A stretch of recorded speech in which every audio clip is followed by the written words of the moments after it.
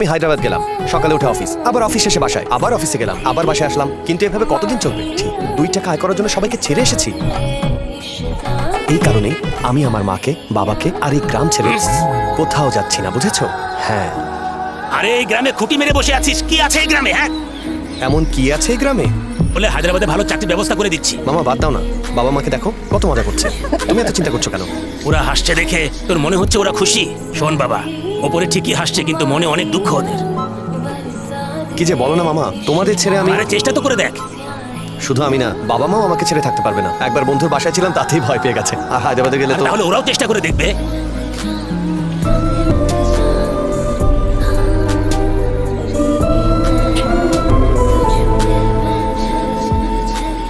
বাবা, মামা বলছিল হায়দ্রাবাদে একটা চাকরি দেবে, ভাবছি ওখানেই চলে যাবো।